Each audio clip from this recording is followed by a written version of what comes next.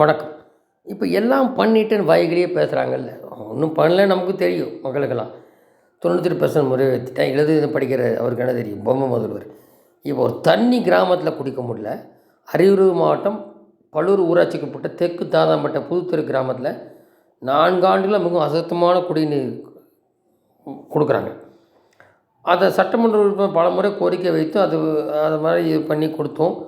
பாட்டில் எல்லாம் பிடிச்சி கொண்டு போய் காமிச்சோம். அந்த கண்ணன்ற எம்எல்ஏ அசுத்தமான குடி பாட்டிலை பிடித்து அவரிடம் சென்றபோது அவங்கள அவமானப்படுத்தி தண்ணீர் பாட்டிலை பிடுங்கி எறிகிறார். இப்போது அடிப்படை தேவை நிறுவத்தான் வரானுங்க எம்எல்ஏ ஆட்சியெல்லாம். அதை செய்யாமல் எப்படி நீ போவ? ஏற்கனவே அதிகாரிகள் பின்னாடி ஒளிஞ்சின்னு போகிற. அதையும் இப்போ தடை பண்ணியாச்சு கோர்ட்டு. என்ன ஆட்சியில் மட்டும் இருக்கணும்னு இருக்க அவலமான ஆட்சி இதுக்கு மக்கள் துன்பப்படணும். இது என்ன மன்னர் ஆட்சி பரம்பரையா வழி இயக்கத்துக்கு? இது இப்போ அண்ணாமலை கேட்குறேன். அப்போது அந்த பொதுமக்கள் கோரிக்கை காது கொடுத்து கேட்பதை தவிர வேறு என்ன வேலை இந்த எம்எல்ஏலுக்கு? அப்புறம் எதுக்கு வர நீ எம்எல்ஏவா? இல்லை முதன்மை அமைச்சராக ஏதோ முதல் மந்திரி எதாக இருந்தால் இப்போ 5 வருஷமாக ஒன்றும் செய்யலை. பொய்யும் பித்தலாட்டம் தான் சொல்கிறாங்க. இந்த கொடுத்த பக்கத்தை எங்கே நிறைவேற்றினாங்க? மனசாட்சின்னு ஒன்று இருந்தால் தானே, அது இல்லையே. அது மக்களுக்கும் புரியணும். ஃபஸ்ட்டு அவங்களெல்லாம் பேசக்கூடாது. நீ ஓட்டுக்கு வாங்காமல் கரெக்டாக வேலையை செஞ்சால் உட்காரம் நல்லபடியாக உட்காருவோம். நீ இந்த லட்சத்தினா இப்போ இந்த மாதிரி தான் உனக்கு ஆட்சி கிடைக்கும். நீ தான் முடிவு பண்ணுற. அப்போது மக்கள் வாக்கள் என்ற பதவி இருக்காது, மரியாதை இருக்காது. அது கண்ணனுக்கு தெரியலையா அப்படின்ற அந்த எம்எல்ஏக்கு தெரியலன்னு அண்ணாமலை கேட்டிருக்காரு. சரி, இது ஒன்று.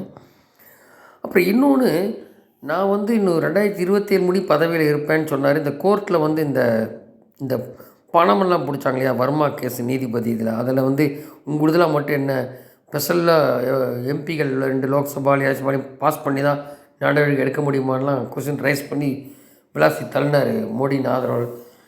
எதிர்க்கட்சியிலங்களும் அவர் மேலே கடுப்பாக இருந்தாங்க. துணை ஜனாதிபதி அங்கே மம்தா வரலூட்டு ஆட்டினவர் ஜெகதீப் தன்கர் அங்கே கவர்னர் இங்கே வந்தார். 3 வருஷம் முடிஞ்சு போச்சு. இப்போ திடீர்னு காலையிலேருந்து இன்றைக்கி நேற்று ஈவினிங் ராஜினாமா பண்ணியிருக்கார் துணை ஜனாதிபதி ஜெகதீப் தன்கர். எதிர்கட்சியில் சிவசுப்ரமணியன் வந்தார். என்னன்னா, நான் 27 முடி இருப்பேன்னு கூட ஒரு பேட்டியில் எல்லாம் சொல்லியிருக்காரு.